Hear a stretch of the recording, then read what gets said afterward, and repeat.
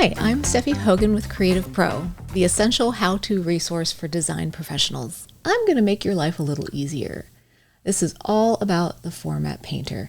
So in case you don't know all of the fun things you can do, let me show you. So what the Format Painter does is if I have all kinds of really fancy styles applied to something like I do with this rectangle right here, and I don't want to have to apply each of those little pieces one by one to all of the other objects just to get the same look and feel, there's a much faster way to do that. So with the object that I want to copy styles from, I can select that, and then up in the Home tab under Clipboard, there's this little paintbrush, and that's called the Format Painter. So if I click that once, click on anything I want to change the format to match this guy to, click on that, and it's done. And just one click, which is really, really handy. Now, what if I wanted to do a whole bunch of things? Well, let me undo that real quick. If you double click on the Format Painter, so we'll select this object again, and we'll come up here and double click on that, it makes the Format Painter sticky, which means then I can click on this one, I can click on this one, and I can keep clicking until I either click off slide or I can come back up here and just click on it once again and it will unstickify it. That's the Format Painter. That is an object. It's like a rounded rectangle, and I just copy and pasted the styles from that one square to the other. What's neat is that this also works on background formatting. So this particular slide, this is a background fill of an image.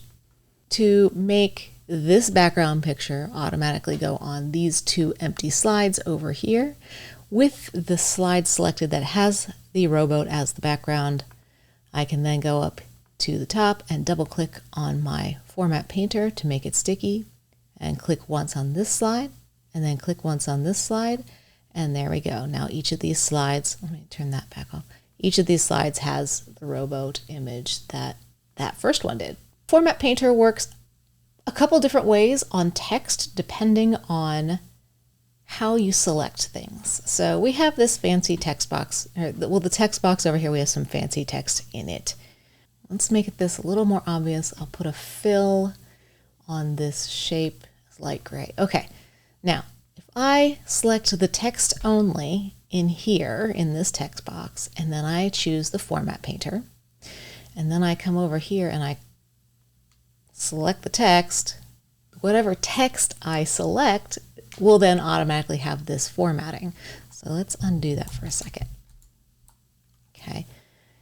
If I have this text selected and I click the Format Painter and I just click inside the text, it will apply it to all of the text. So you can choose specific letters or you can just automatically do all of that text.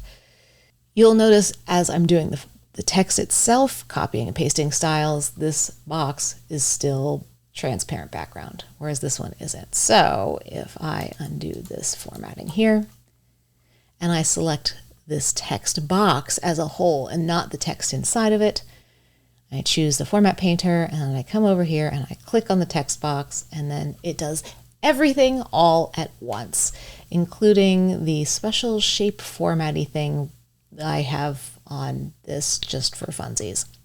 And one last painter trick, there is an animation painter as well.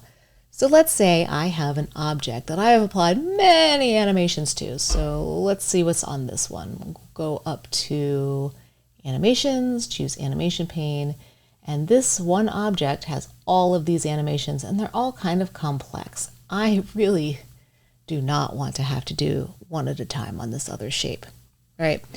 So with this selected, with this animated piece selected, in the Animations tab over here, there's an Animation Painter.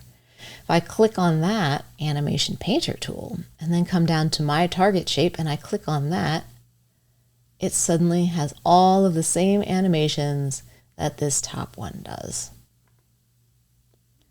So let's see how that looks. There you go. So many different ways to use the Animation Painter or the Format Painter tool within PowerPoint. Have fun with it, and I'll see you next time. Well, I hope you enjoyed this video. If you did, be sure to give it a like and subscribe to our channel. And for thousands more how-to articles and tutorials, visit our website, creativepro.com, and become a member today.